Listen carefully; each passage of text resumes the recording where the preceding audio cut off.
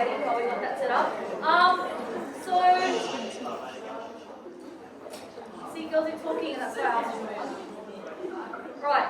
So, in celebration of International Women's Day, I have asked Wendy and Jane and Catherine to come in and speak to you about certain things that a few of you have kind of discussed with me. So hopefully you will take something out of it. There'll be some questions at the end that you can ask as well if you have any queries about certain things. Alright, thank you. Alright. Well, good morning everybody and thanks for having us. I'm so delighted to come back a year later. So much has happened and so much of stuff that I'd love to share with you. And this year's theme, does anyone know what the theme is for International Women's Day? First of all, do you know when it is? Tomorrow. So we're just eager beavers. We're celebrating earlier, right, than everybody. Does anyone know what the theme is for this year? So kind of gives it away, but it's inspiring inclusion and the hashtag is hashtag count her in. Count her in, create opportunity for each other, but also for self.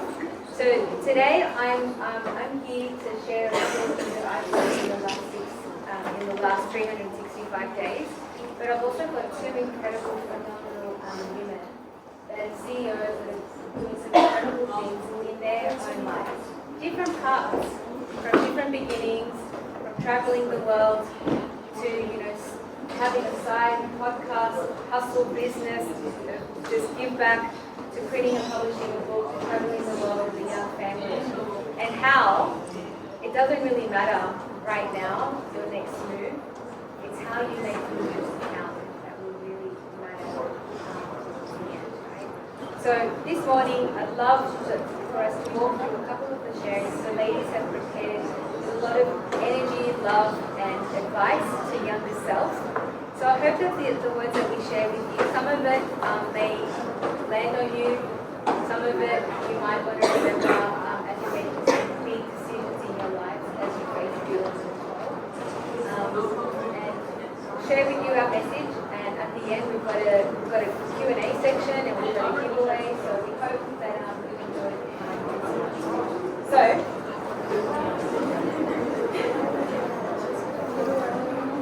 like I said, the theme this year is Count Her In. And our guest speakers this morning are Jane Lynn, Catherine, and Wendy Zwegley. So we're delighted to be invited back.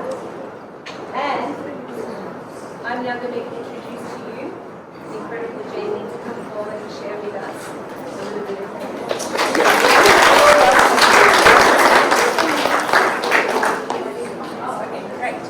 Good morning, everyone. Who's excited today? That's not loud enough. Who's excited today? Thank you. So, why are we all here? We're all here because we want to share with you our stories. We know that life can be a little bit hard and tricky, and in preparation for you guys to finish year 11, year 12, and then what to do after school, we thought we might share a few tips that we've learned throughout our lives so that you can learn from them. So, to start with, I want to take you to the very beginning. So, I was born in a very small country town called Bandung, Indonesia. So, if you see Sydney here, it takes you all the way to island of Java there. It takes about 9 hours plane trip, and then you have to take another 3 hours drive to get to where I am. Next slide, thank you. So I was born to a set of very entrepreneurial parents. My parents married really young. When they got married, they sold their only asset, which was my dad's motorbike. From that one humble motorbike, they purchased 3 sewing machines because my mom had been learning how to sew them. And so they started sewing dresses for family and friends. And then soon after, they started getting orders from shops and malls. And then 10 years later, they converted it into a factory that would manufacture sportswear for people like Nike, Adidas, and Uniqlo. So from a very small age, I think I learned my parents grew their business, and it was ingrained in me at a very early age. Next slide, please, Wendy. Great, so that's me and my family. I've got 3 brothers, which taught me how to be resilient. Who's got brothers? Who's got sisters? Only child? Good for you. That's me in the middle. That was so I grew up in Indonesia, as I mentioned before. That's probably the last photo I've taken in Indonesia. Now, in 96, 97, there was this thing called Asian financial crisis. And what that meant was there was a lot of turmoil in the financial industry, but what it meant to my little universal little world at the time was that Indonesia was becoming a very unstable and unsafe place to be. So I went to school one morning and then my teacher said, pack up your bags, go back home and don't go anywhere else. Because there was a riot that was going on nearby, people have started burning houses, looting shops, and it was very unsafe for us to be at school. So we went home, we stayed at home for about a week before we found out that similar things were happening all around other cities around Indonesia. So my parents looked for a safe haven for us, and they flew us to Australia. Yep, which is a place that I've been calling home ever since. And life in Australia was really safe, really easy, and I really loved the education system here in Australia. I applied myself at school. I was taking advanced subjects and extension subjects whenever I was allowed to. Next slide. And there were a few subjects that I really liked. Maths, chemistry, and physics. Yeah. Thank you. All the geeks. Yeah. But the subjects that really interested me were English and religious studies. I was very interested with things that were a little bit outside of the box, I would say, or a little bit more philosophical. So questions like, do you think that God is real, or is it a man-made concept? Or should we have pills that will give people eternal lives? So I finished high school and I graduated. I was figuring out what to do. Now, who's the year 12 here? Who knows exactly what you want to do after this? Who knows sort of what they want to do after this? I've got no idea. Yeah, that was me. I've got no idea. So, what I did was I dibbled and dabbled. I tried on one thing after another. The first thing that I did was industrial chemistry. I did that for 2 weeks, and then I realized that this is not for me. So I left and I changed major. I went and did psychology. And I thought, oh, this is very interesting. I wanted to know what makes us act or think a certain way. So I did that for a little bit, but again, I can't really see myself doing it as a full-time work. And what I had been doing before I finished high school was I started singing in a band, and I really enjoyed my time there. Now, can I ask who was born in a different country? Okay. Who was here? Who moved here when they were older than 5 years old? Great. Who moved here when they're older than 10 years old?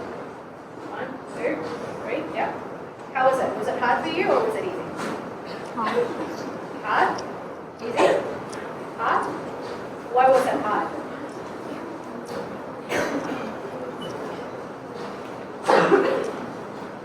You need to think about a way to fit in, correct? And why was it hard for you? Just like a big change. Big change? Where did you come from? Israel. Israel, great. So, it was hard for me as well. Coming to a different country that speaks a new language with no family and no friends, I became a very quiet person. And music gave me the ability to express my voice and express my feelings. So I decided to take music. And I was doing that for a while. Until one day, my parents told me we're moving to Australia and we're selling everything. And I thought, okay, great. That means we're going to live together. What I didn't know at the time was that in his way to save the family business, my dad had succumbed to his pastime vice, which was gambling. So what had happened in the lead up to my parents moving to Australia was that my dad had practically gambled away all of the family's money, which meant we were left destitute. And so for the next 2 or 3 years, my mum basically spiraled into depression. My dad still gambled away all of his remaining money, even though he didn't have any left. And I I was left to basically look after everyone. It was a very tough time for me, but I think looking back now, it was a defining moment because I appreciated the importance of financial literacy, knowing how money works, financial independence, knowing how to control your money, and financial freedom, knowing that you don't have to worry about it. So I became a financial planner and found my way. I went around the world, I went to see Europe, Asia, and then I finally settled down with my then boyfriend. Now, another curveball. A couple of years later, after we were married for maybe about 6 to 8 years, my husband received a diagnosis that nobody wanted to hear in their early 40s. He has a condition called myelofibrosis, which basically means a very rare type of blood cancer. And so the preceding years after that, he decided to stay at home, look after the kids, and try to get better. And I thought, okay, yeah, that's fine. I went to work full time, and I was really enjoying working full time because it meant that I didn't have to worry about looking after the kids while juggling work at the same time. I can just focus on one thing, and when I get home, I get to spend time with the family.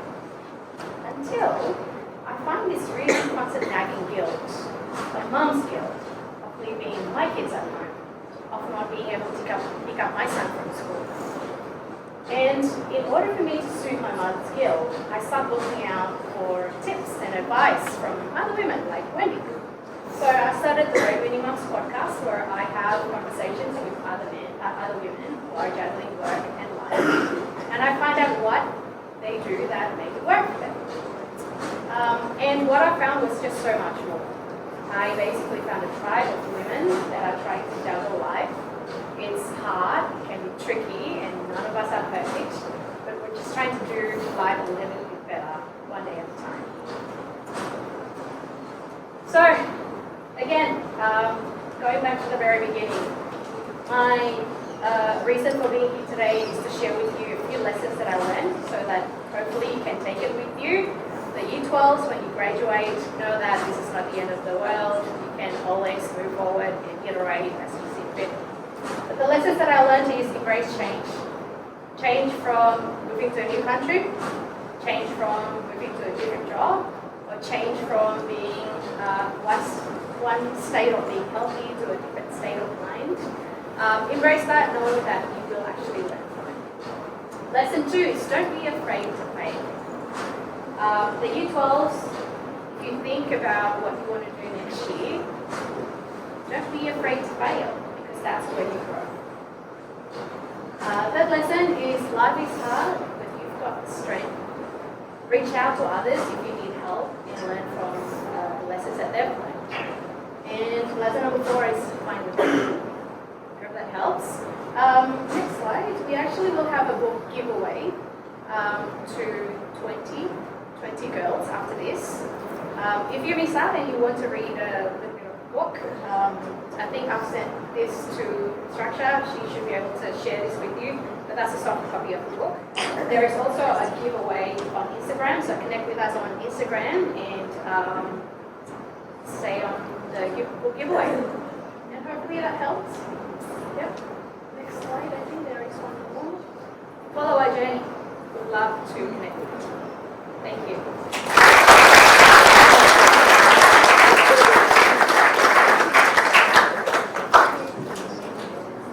So many nuggets of gold. So thank you, Jane, for sharing your story. I hope that's something connected with each of you, right? I think it's important to kind of reflect back and go, it's sometimes not easy. Hard work, pay off. It always pays off. So well done, Jane. Jane has kindly brought some of the books today. The school purchased some books, Catherine purchased some books, just to give away to you as well. Hopefully we'll have a chance to, I think Raquel's a lot. I think Raquel's walking around, Miss Raquel's walking around, handing out some tickets, and if you're lucky ones, maybe get a signed copy today. Right? And I'm really delighted that I met Jane through another mutual friend, and she went on to have another podcast, and then that story continued too. So it's exciting.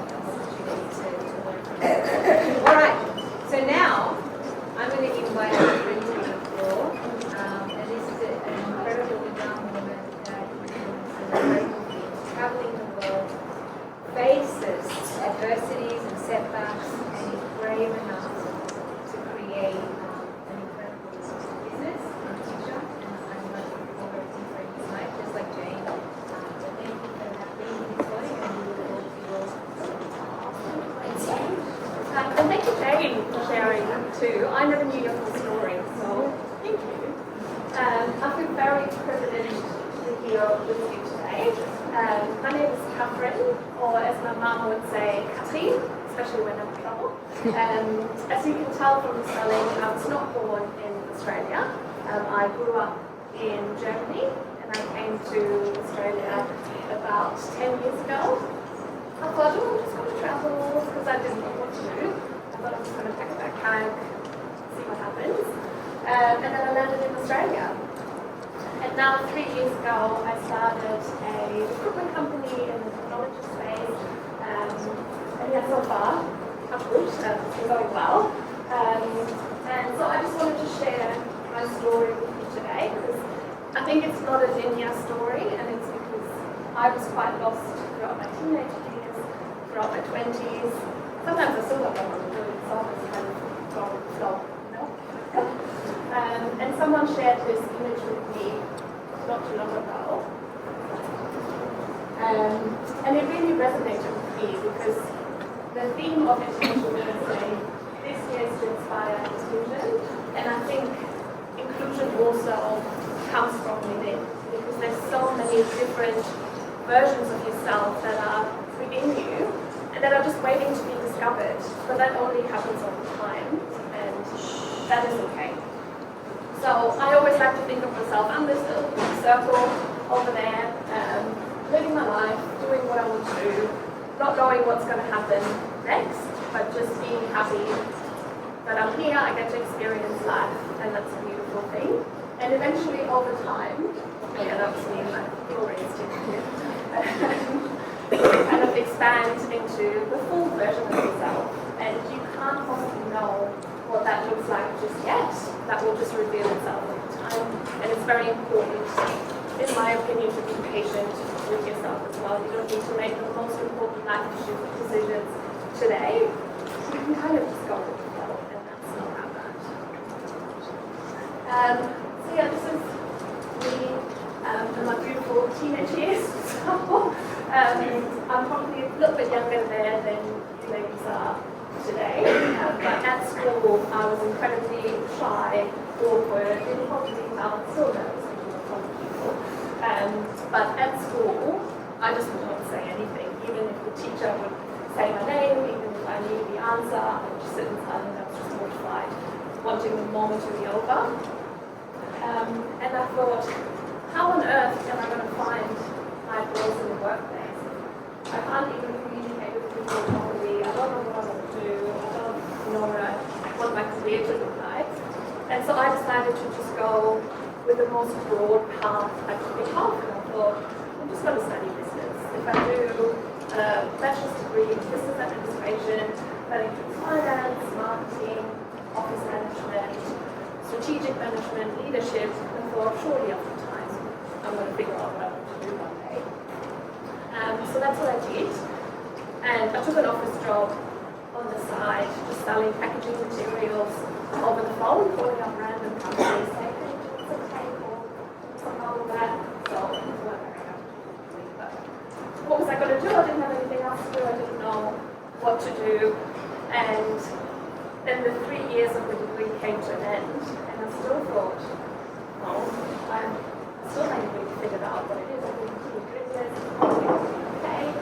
So I just thought, there's just something in me, there's like a little spark in my belly that I don't really know what to do with. And I thought, maybe I'll just continue this, following along on my path. Next step will be a master's degree.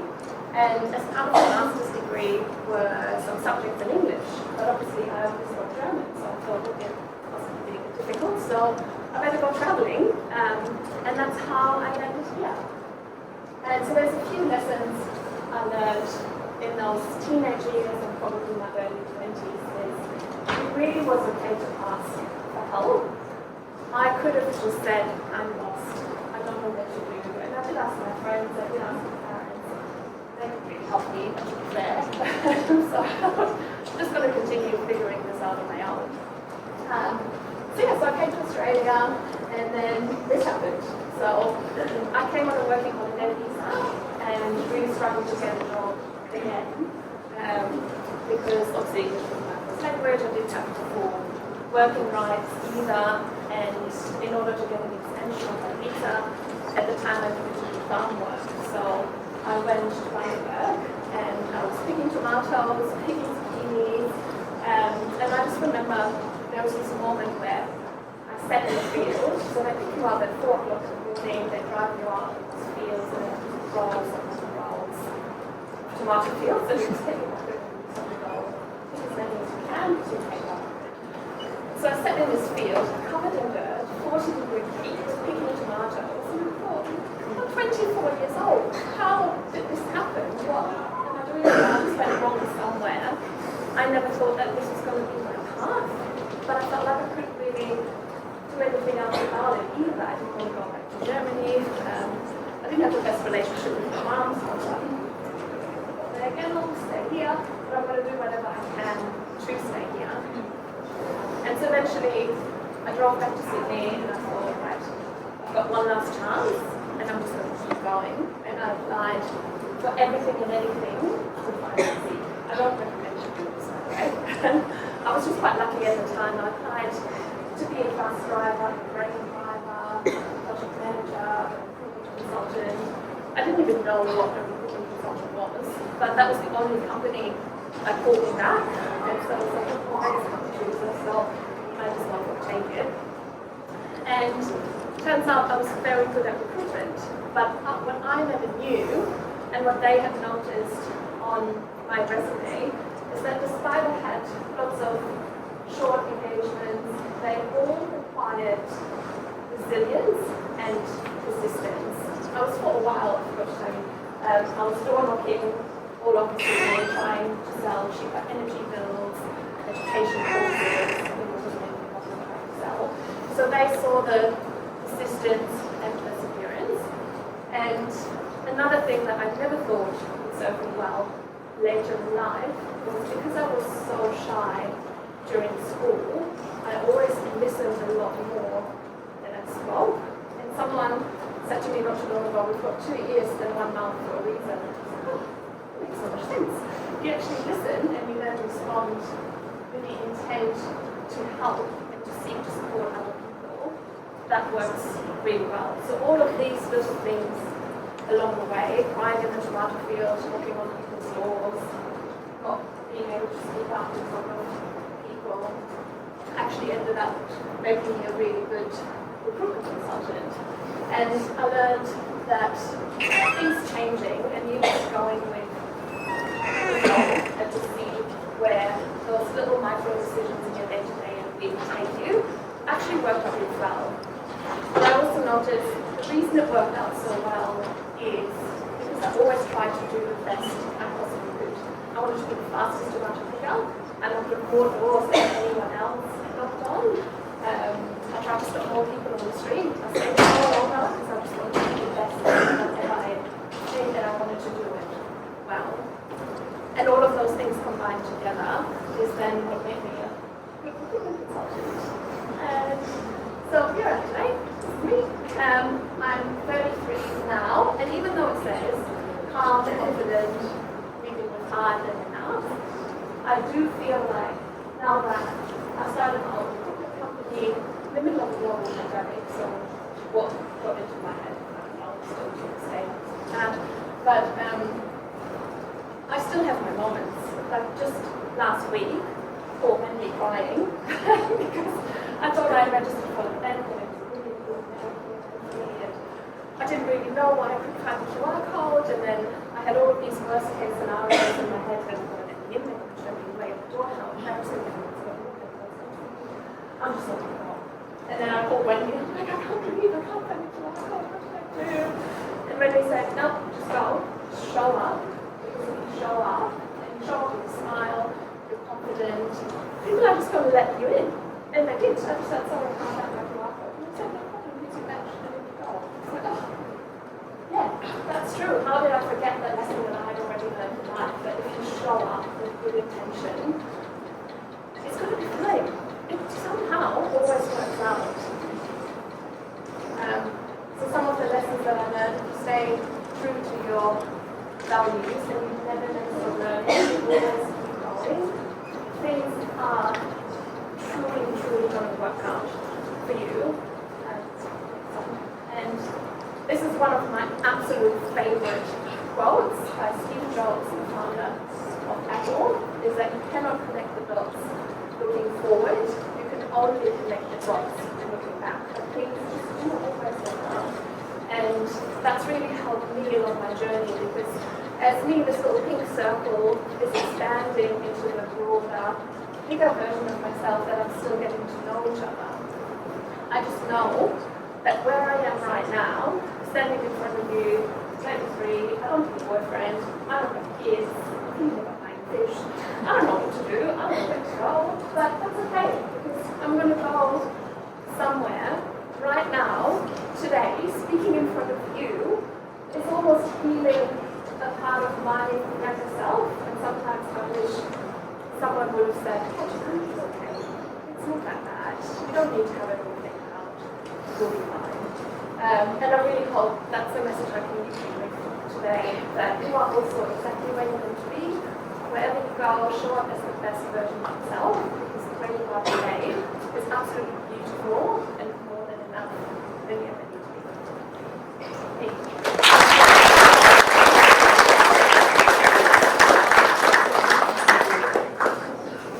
Wow. So I hope that you enjoyed some of the shares that Anthony Gibbs shared. Right? I think about the resilience of showing up, of sometimes thinking, oh my gosh, it's all against me. The courage that she demonstrated, even just standing up, stepping forward. That's what sometimes it all comes down to. Now you've been phenomenal, sitting so still. But I'm going to invite you to stand up and just shake out a little bit of movement and nerves. Help me, right? So stand up. So this means now you can see. Yeah, wiggle it out.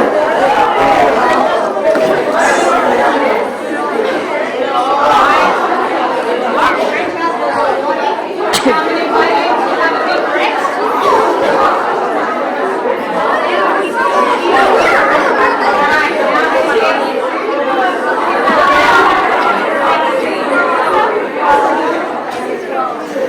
Take a seat. I slept really weirdly. Yeah, I'm just like so still. I'm going to invite Sigiri. Stand up for me. Stand up in your spot. Layla? Kayla. No?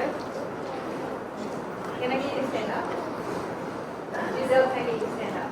Now these ladies I've known from watching them grow up. So I'm not picking on them. I love all of you, but I love these girls. I've seen them grow from year 2, year 3, and now you're in your senior years. Now, this morning, stay standing. There's about 100 of us in here. 100 11 years old students. Remember this number, 1, 2, 3. Okay, thanks. All right. So, for those that I haven't met before, my name is Nikki Sedgwick. I'm the grandmother of 2 boys that come to school. I'm not allowed to say their names. I've got Levi and Aiden that come to school. So, who am I? I am, first of all, when people ask me, what do you do? I started to say I'm CEO of my life. I'm the chief energy officer of everything that I do in my life. Now, so are you. You're the CEOs of your life. Each one of you. Each one of you is already CEO of your own.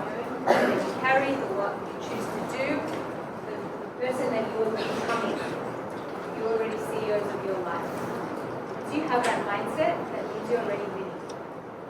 Okay, you make choices that are best for you. I am a mum to the 2 boys and the 2 losses that I've had. I'm also a loving, hopefully wife, friend, person in life. And my biggest joy is in being one of those 2 boys.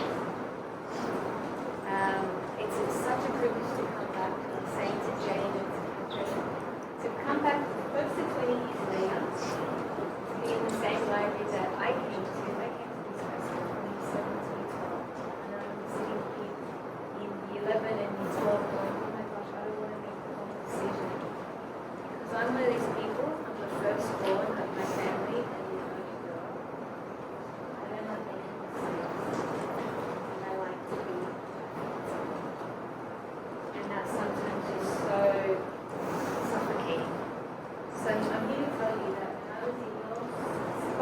your shoes, your uniform.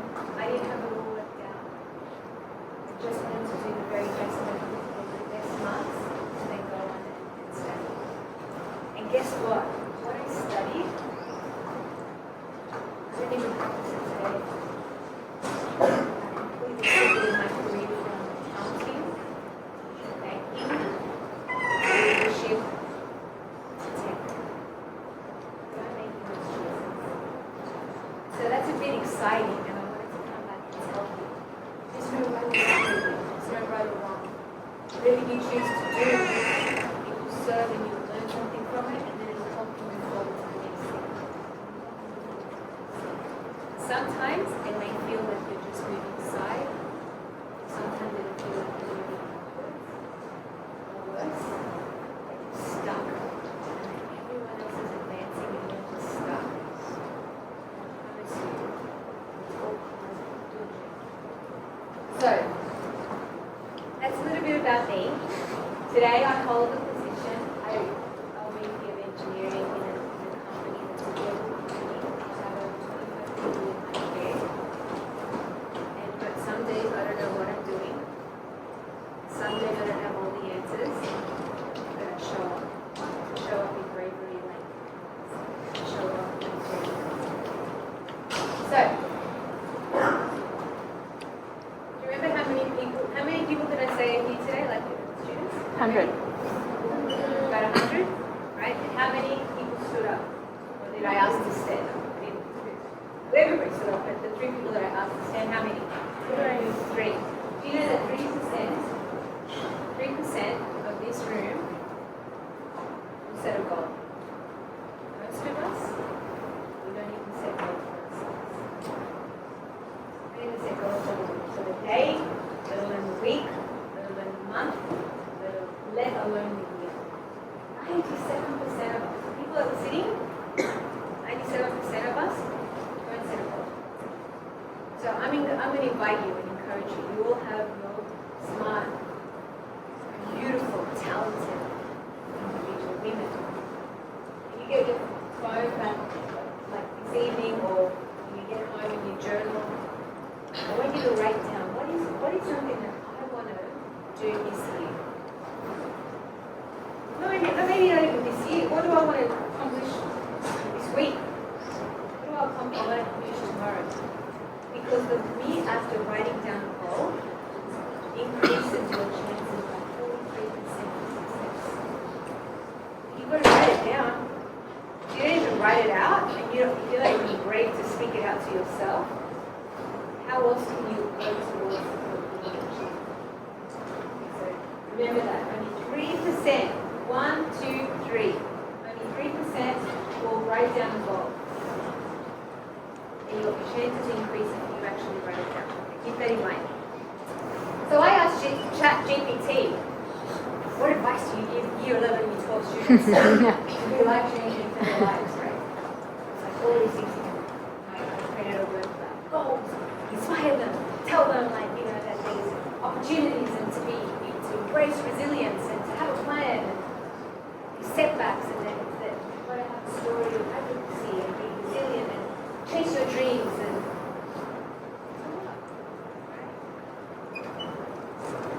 no one has the right answer. But this is a photo of last year. I was privileged to be invited to come and speak. I don't know if you remember that day. For me, it was such a defining moment. I remember I was standing in front of you and I had been let go of my job. And I remember standing here so nervous going, I don't even know where I'm going to land. I keep getting no after no after no. What if I don't even have the job to land? And I remember sharing with you saying, I'm going to be brave enough if I let this play out in my life. I have to return to share my story. And then we reached out to Ms. Raksha earlier this year and said, hey, International Women's Day or to plan. I'd love to come back. And not just come back to tell the story of what's happened, but to bring 2 inspiring women with me. And at that time, I didn't even really know the theme of International Women's Day. And yet that act in itself is counting them in. It's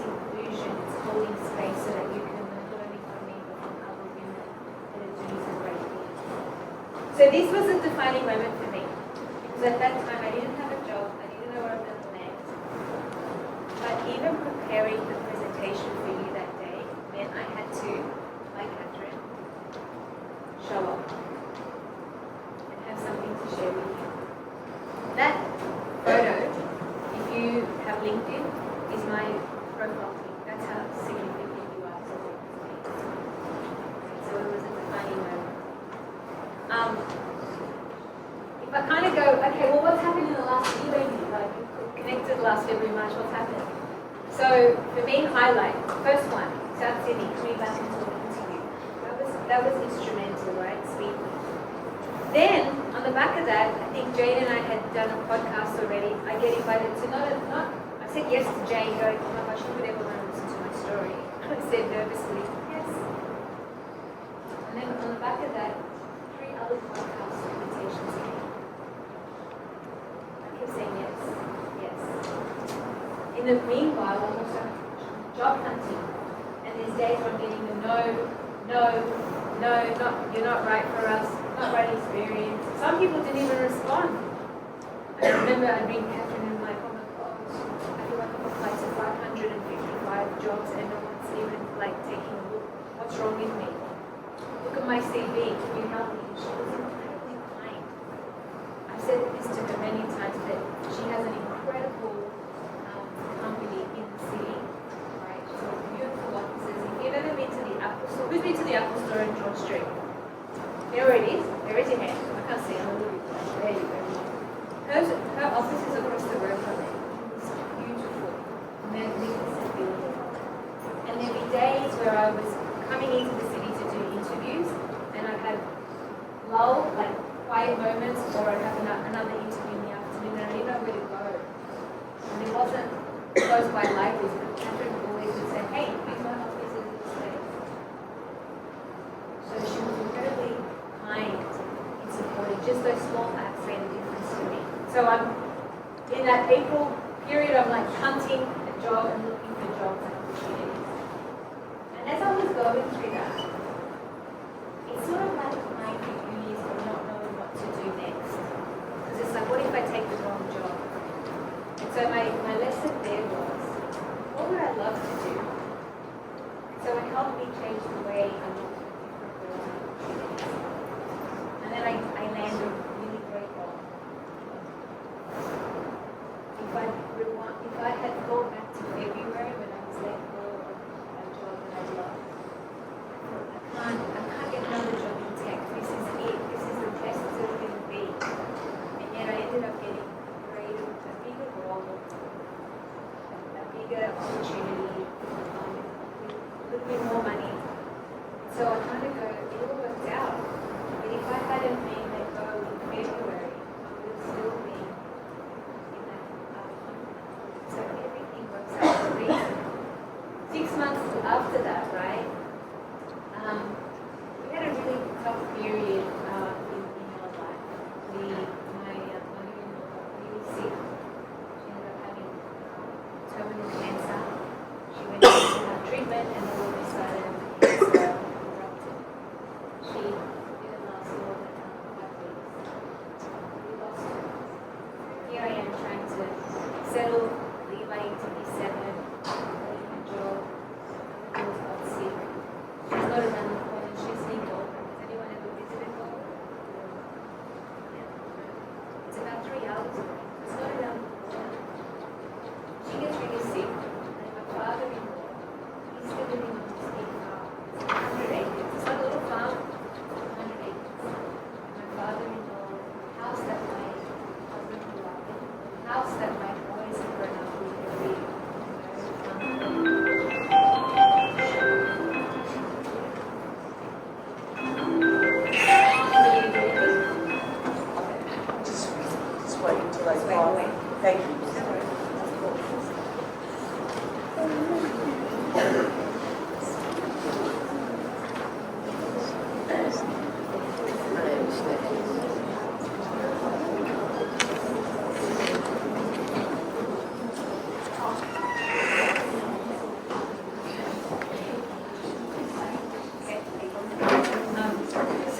So the farm, where was I? The farm? Yeah, so the farm that my boys have grown up on, the house completely ruined to the ground. It loses everything. And it's really hard to see at home things that were by fire. Things of water melted, like it was. My father-in-law is airlifted out of there and he's in a different hospital here. And then on top of that, my mum's cancer comes back. And it feels like I'm an unbeliever of the Bible. In the Bible, there's a story of he literally loses everything: his wealth, his children, his cattle, his livestock, his houses, everything. One after the other. And I'm like, what gives? Like, how could this all happen? I'm a good person and trying to do well. But throughout all of that, I keep just showing up. I keep showing up and doing the best that I can. And to be kind to myself and to ask for help. And so, I'm here to tell you, like, sometimes there's seasons that it's not easy. You may see Jane and Catherine and myself and think, oh, like success looks easy. It's not. It's hard. Life is hard. There's days that are really, really tough. But here's the thing. You have the opportunity and the choice to keep moving forward. So this month is a really important month for me to come back and do this. Jane's launching her book next week. It just kind of goes to show that showing up and giving you the opportunities and the grace and the kindness works out. So, with this week's the encounter in. These are moments that these two women have counted me in. A couple of weeks ago, I was told that I was nominated for Women in Tech for an award. I didn't want to say anything. I don't really deserve it. I haven't really made a difference. And Catherine, without me saying anything, grabbed that and picked post that on Instagram. And that's like our in your world, Instagram or TikTok or I don't know. Like, I didn't ask her. Just that one act of encouragement counts me in. It makes me feel so seen and so supported.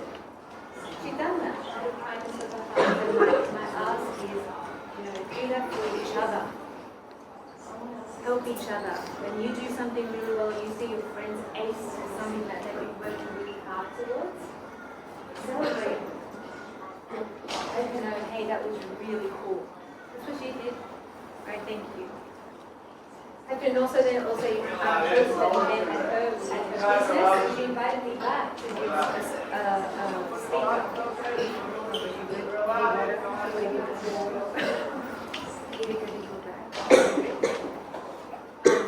So thank you. That's inclusive. That's living the value of inclusivity. I encourage you to do that and find great friends that celebrate you. There's always going to be some people that may not like you, that are haters, that are waiting for you to fail. Just kind of be aware that that's going to happen. But you'll always have one or two great people in your life. Okay? They're the ones that you should cheer on, and then they should cheer you back. Okay? The other moment is Jane.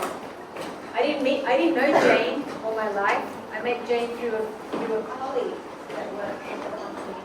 I heard my colleague speak to Jane on this podcast and I'm like, wow, you're so brave to share your story. And then that colleague said, you should meet Jane. You should actually be on the podcast. And I'm like, and so Jane invited me onto the podcast and that was a monumental piece for me to say a nervous, shy yes. And that yes has now led to us sharing my story in that book that some of you will read today. Jane, without me even knowing, how many stories are in that book? 19. 19 stories. Guess where my story is?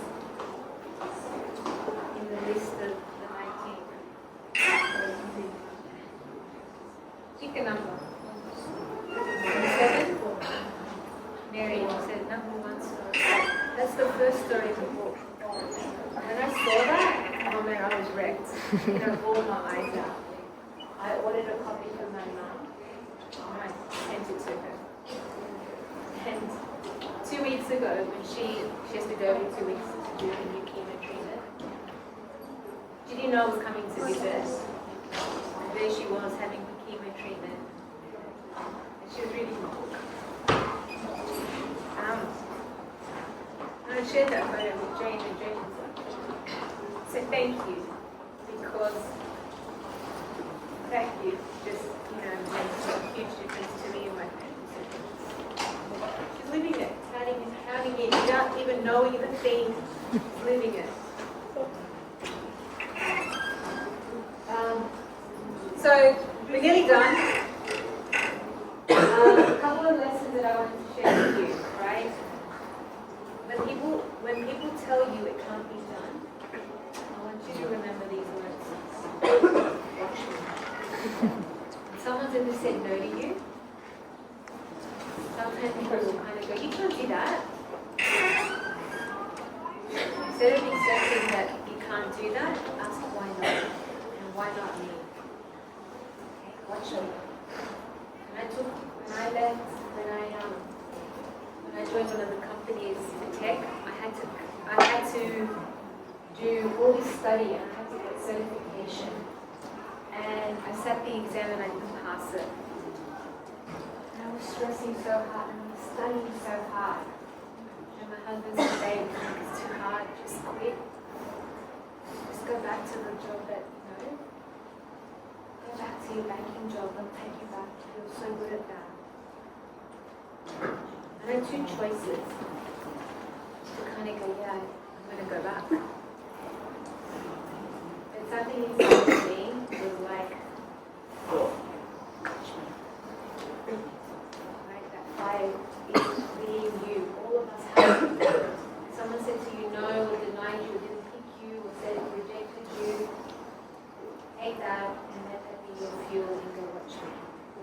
Because it served me well. I went on to not pass one exam for 3 exams in 30 days. Something that most people have never achieved. Ask yourself.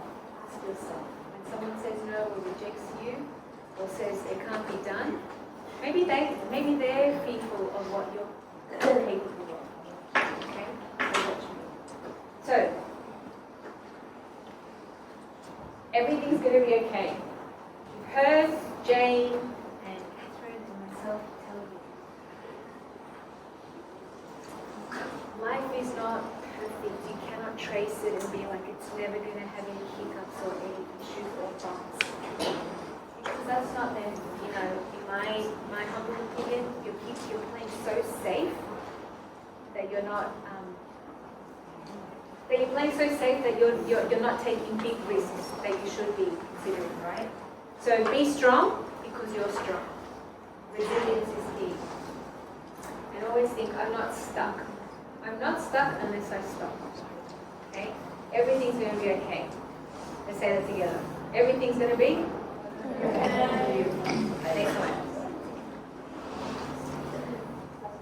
Oh. What's this one? This one is, you can listen to many people. If you listen to many voices, I 100% guarantee you're never going to make yourself happy. Because everyone will have different advice, different perspectives. Oh, you should, you shouldn't, you should, you could, that's not for you. I reckon, what do they know? Sometimes you're asking for advice from people that have never had, that have had the same experience as you. They're not 5, 10 years ahead of you. Now you might be getting advice from an older cousin, sister, auntie, mum, teacher, friend. But you might go, oh, what do they know? So here's my advice to you. Ready? You know who you should listen to? Self. Because in here is your intuition. And you instinctively already sometimes say, oh, I don't think that's a good decision for me. Pros and cons it out. I'm a writer, so I'll do pros and cons. Or I'll voice note it. Okay, these are the reasons why it should work, could work, it's going to be These are the reasons, all the reasons why I shouldn't do this. Listen to self. You already know the answers. You already know. Who knows the answers? For you. You. Okay. Next one. Thanks. My joy is my job. It is nobody else's job to fulfill you or make you happy. To marry into wealth or richness or, oh, they owe me this. Like, respectfully, nobody owes you. Nobody. Nobody. Okay. Nobody owes you.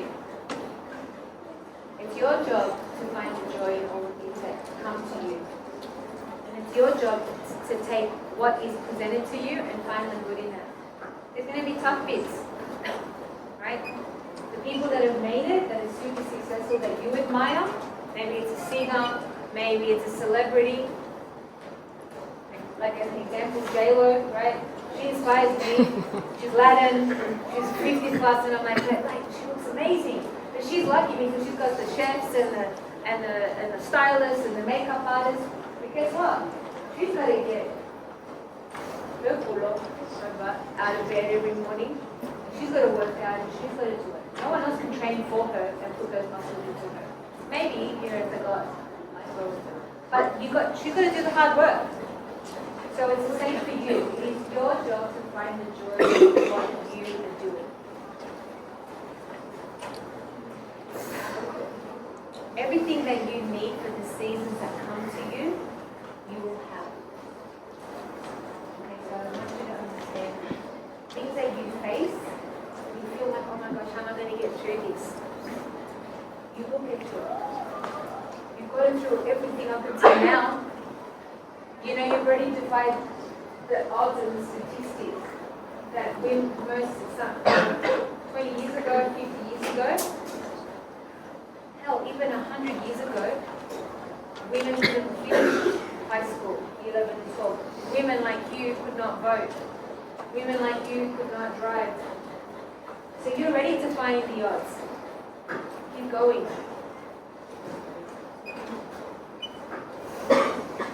100% I can guarantee this. Those are people that you admire, they've not had it easy. They've had to go through hard work. You see the glimpse of their glory, but what you don't see sometimes is the work that's required. So don't be afraid of hard work. Year 11 and year 12, it is hard work, but it's preparing you for what, it's setting you up for what is to come next. And you might put in everything you've got. It's your number one job right now. Give everything you got to this phase of your life to set you up for the next week. And guess what? You might give everything you got and then still not get, what do you call it these days? A good A-car? Yeah? What if you put everything you got, like you might say, but Wendy, what if I put everything I got and I need a 99 and I get 50? That sucks. Shit. But with that 50, what can you do? You can go work, you can experience different things, you can take on different opportunities. And then guess what? If you miss out the first year, is it a no forever? What happens? You can maybe try again.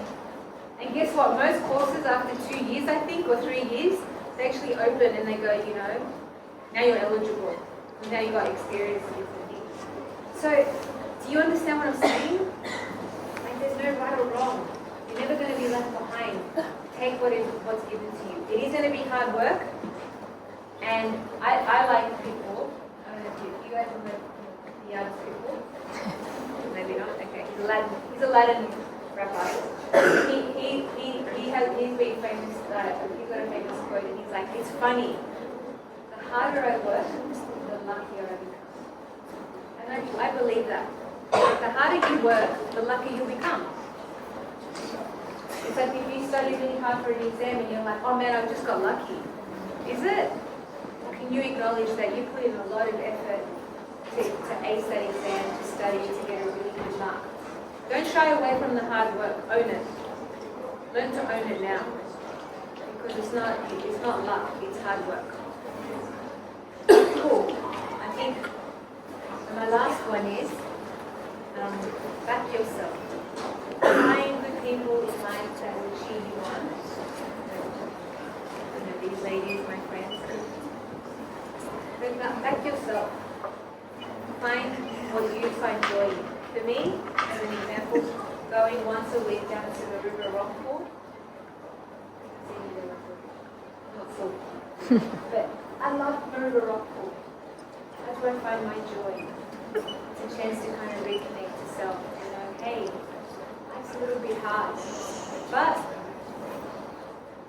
keep finding the joy, back yourself, keep going, you can do it. I think that's all I've got to share with you today. Let's thank you for listening.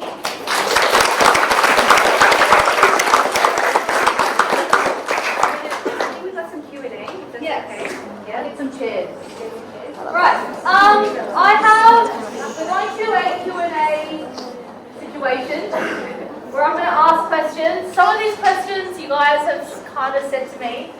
So I'm just going to ask the questions and open it up to Wendy, Catherine and Jane. Right. So first question. What would you say to this phrase that I've heard a fair bit? I just want to be rich. If I had more money, I would be happier. Say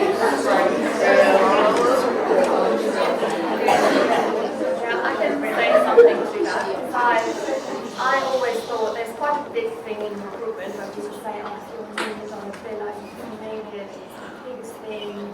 And so I always strive for that, right? Because I'm the one that puts the most from others, I'm also the one that's going to be the winner.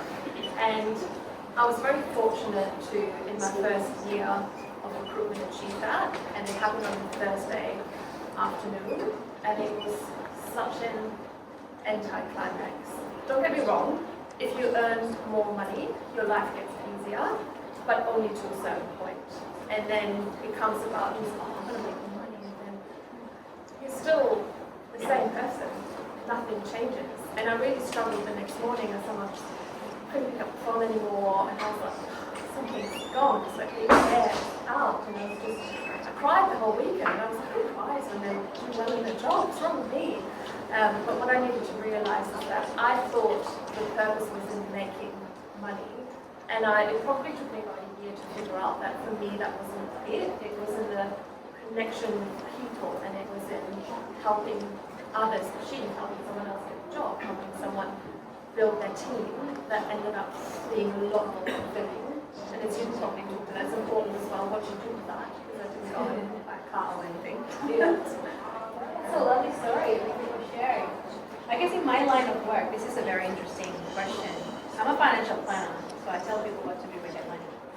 And what I've found in doing this for the past 13 years is that the richest people are not necessarily the happiest people.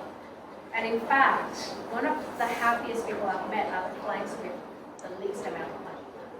As Wendy mentioned before, it's all about mindset, right? You're the CEO of your life.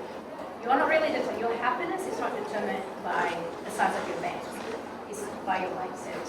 If you feel like you are living your purpose, then, as Catherine mentioned, money always works up to a certain amount. And once you can afford the basics, shelter, food, maybe the necessities, after that, it's just an addition. So that's what I would say. Wendy, this is a tough one, right? Because it's kind of like, what do you define as rich? It's kind of like, as an example, like let's say you've got Instagram and you go, oh, if I had 10,000 followers, I've made it, I'm rich. And then if you kind of go, okay, I hit 10,000, and so what? Have you changed? Have you grown wings? Are you different? No, you're the same person. Right? So for me, it's kind of like, one is financial. But I talk to my boys all the time, and I want you to be rich in life, but rich in experience, rich in kindness, rich in health, rich in friendships, rich in, these are the things that all of us can kind of go, yeah, I'm rich already, right? Rich in wealth is something that I want to focus on and chase. Oh, when I do that. Can you see like the mentality of like, I've already got so much, I just want to chase a little bit more versus like, I have to chase the one thing and that's it.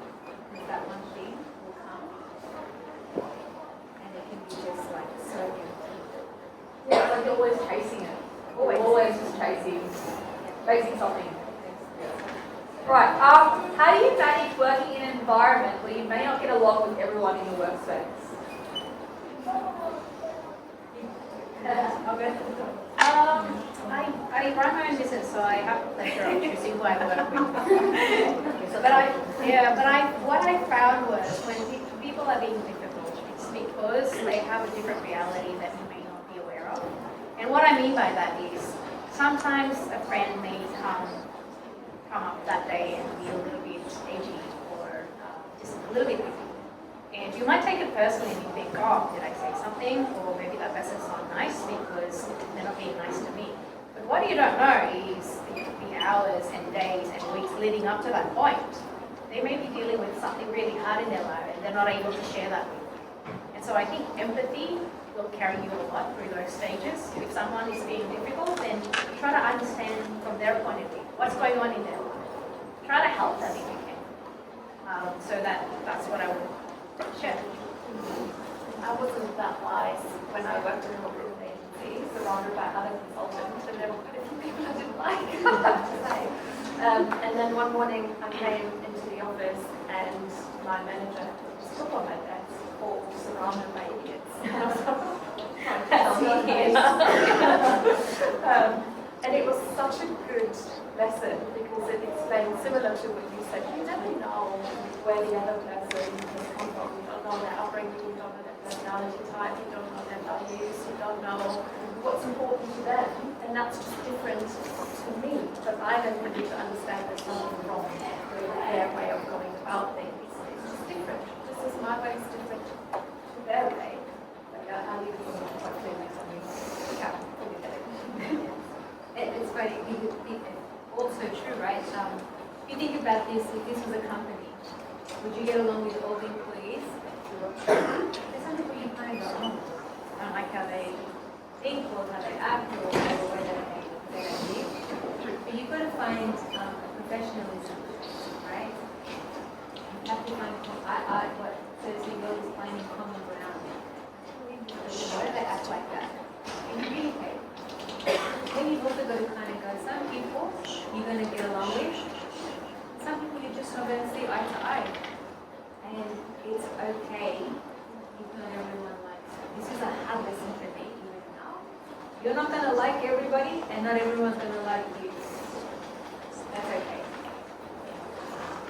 Just like today, some of you will go, I don't like what she said or she said it too. Cool. It's not you, it's not me. Be okay with that. Were there any moments, I feel like Wendy, you might have a good answer to this. Were there any moments in your life where you did second guess yourself? Like, did you ever wonder, how do I know this is really the step I want to take? Like, how do you know that you're doing what you really want to do? Every day. It's a hard one because sometimes, these opportunities happen. Things are taken away from you. You lose your job. They reject you for the course that you want to do. You don't get in to the program that you want. It's scary. It's all you can do is take those calculated risks and go, what makes most sense to me, right? And back yourself. There's steps that I said yes to that I went, oh my gosh, I should have said no, or I wasn't ready to say no. But I learned something, and I never regret it. Because I learned from it. But you kind of have that mentality of like, it's never right or wrong. It's just I'm never winning or losing, I'm just learning. And I think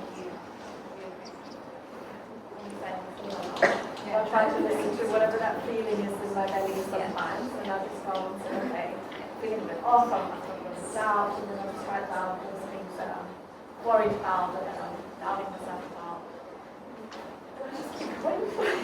I still don't know. I don't know what I'm going to be in 5 years. I don't know if doing it. that's what's exciting, right? Instead of getting stuck, I don't know. I'm like, oh gosh, I don't know. Interesting. Let's go. So it's okay to not know. 100%. And that's easy to say, and people go, yeah, it's okay not to know. It's a hard lesson to live, but I promise you, it's okay not to know. It's okay not to know. You're going to find the answers along the way. Were there any moments in your career where you had to take risks, and did it pay off, or do you regret taking that step? And I reckon you got a good one on your study week. Oh, okay, sure.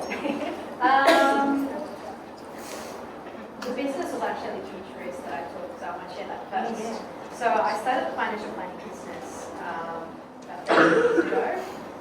That was a huge risk because that meant I had to start from scratch and I had to basically start making new clients from my own personal contacts. It paid off in hindsight, thankfully, yay, otherwise I wouldn't be here. But it's easy to really highlight the risks that you succeed in, but what about the risks that you fail in? Because it's important to learn from that as well. And it's important that we all take the steps in order to learn, right? One thing that I would like to highlight is, so I finished an MBA degree end of last year, and after I finished, I was looking at a few different career opportunities. When I did my master's exchange study in New York, NYU, I was presented with a job. I wasn't sure what I wanted to do after the MBA, so I thought, okay, let me just try it first, see if I like it. And it was probably the lowest point in my career, that 1 month working in New York. First of all, it was a bad fit from the work point of view. It wasn't what I had been studying. Second, the culture of the company was terrible because it felt like, and I'm not sure whether you can relate to this, but I see it as stepping back in time to 80s corporate America, where you're basically, you turn up to work, clock in with your time, they still have lunch, you need to sit down, do your work, you only have 45 minutes lunch break, and they time you as well. You work until 6 o'clock and then you get home. And it was just the driest place. But I persevered because I thought, well, I'm here, I'm in New York, I'm working, why don't I give it a go? But again, going back to that feeling, it was just, I was so depressed, I was so sad. Whatever input that I gave a lot to the company, but whatever input that I gave was not appreciated, it wasn't even heard. So that's when I thought, okay, I learned that this was not for me. So I think I wouldn't see that as a failure per se, I would see that as a growth journey. So if you're not sure, just give it a go. As when you said, it's okay not to know, but give it a go. Listen to your intuition. You know what is good for you. No regrets. So I hear a lot of chatter about how life is hard for a few of you and how a full-time job is a lot of work, but we all need to make some sort of money to survive. What else do you enjoy about having a career? So yes, you get money from it, but what else are the perks of like having a full-time job and working and not just like, it's not just hard work, like there have to be perks. I get to meet women like this. That's pretty cool. I think especially in recruitment, I just talk to so many different companies, and some of them are big banks and insurance companies, others are smaller startup companies, and they tell me the products they're going to use, the teams they want to build, what's important to them. And I get a behind the scenes look what their life is like. Like no one will just tell me what's been discussed in the boardroom, and I just love that I get to know. I'm like, this is so cool. And there are people that I help get jobs. How can someone get a job? I love that. Yes, it is hard work. I spend a lot of time in the office, but I'm becoming a different person being there. I'm meeting new people. I guess if you're passionate about what you choose to do as your career, right? Repeat the question for me again. So what do you enjoy the most about having a career? Like what makes it worthwhile? Aside from money. Aside from money, like money is important. For me, money is important because it allows me to then, what does that buy me? For me, it buys me opportunities and experiences in my sons and my daughters. That's important. Then I have a real satisfaction in like, I'm making a difference in building teams that sometimes are not performing well. And working with individuals, right, and seeing them come to their potential. Really rewarding. Like sometimes you're behind the scenes like a really great coach saying, hey, you need to take a better kick, you need to work on this angle, you need to improve this. Sometimes those people go on to do really great things, and that's part of the joy and fulfillment that I have of unlocking people's genius. It's like having these opportunities to come talk to you. Something there will click in you and might change your trajectory. I'll never know. Maybe for 10, 20 years, I might bump into you and you might be some global phenomenon.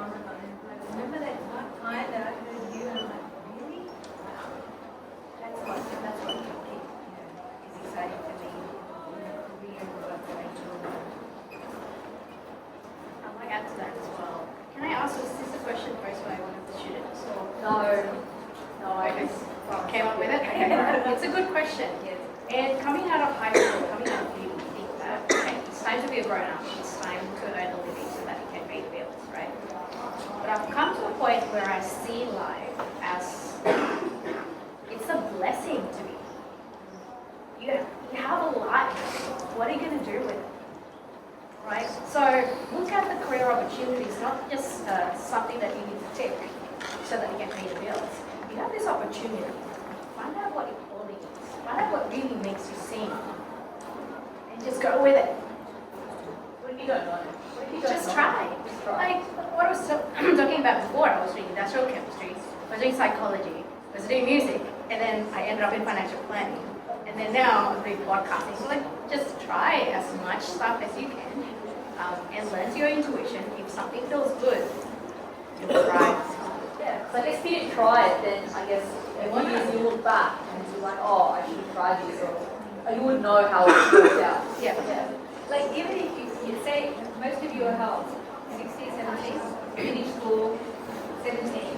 Let's say from 17 to 22, you get into uni, you fail at uni, you travel, you try one job, you quit, you do nothing. None of it will be wasted. You cannot go wrong. If that's 17 to 22 to 24, even 25, if you use all of that to try, give it a go, work, and it will all serve you well. And that will set you up for the next 5 years, 10 years, 20 years. I think if you kind of go, I can't get it wrong. From now to 25, man, I've got all the time in the world to try and do. I guarantee those that do and play and take those risks and give it a go will be so much richer that you will be incredibly successful. 100%. So last one, a lot of you guys are going to start studying for your assessment, well, hopefully you are, studying for your assessments or your HSC.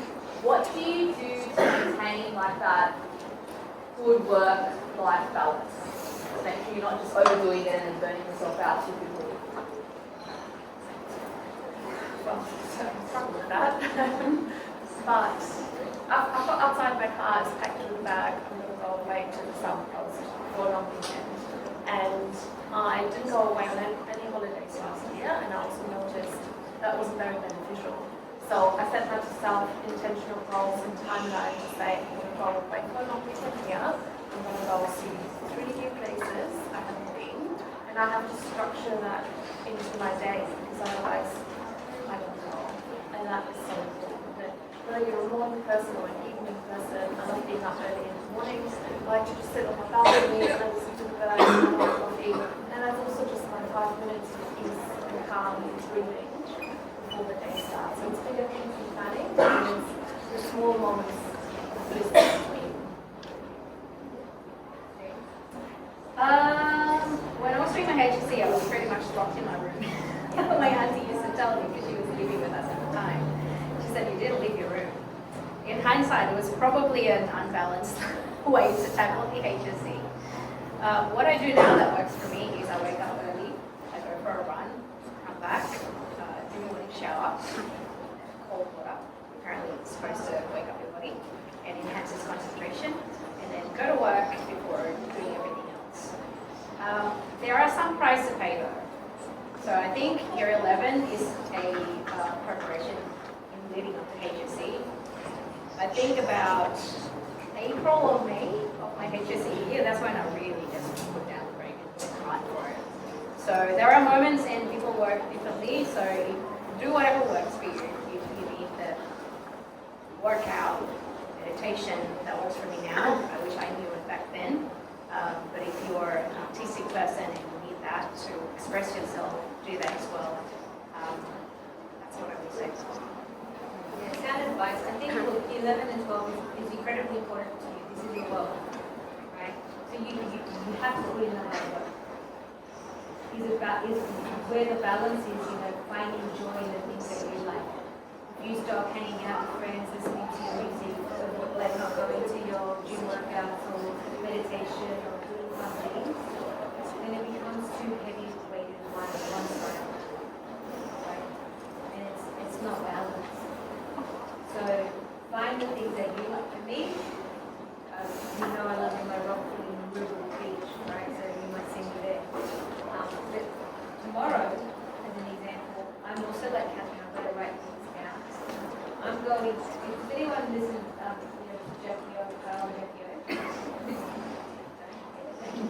they're doing a best event, and I'm going with that. I'm scared I've never gone, I don't know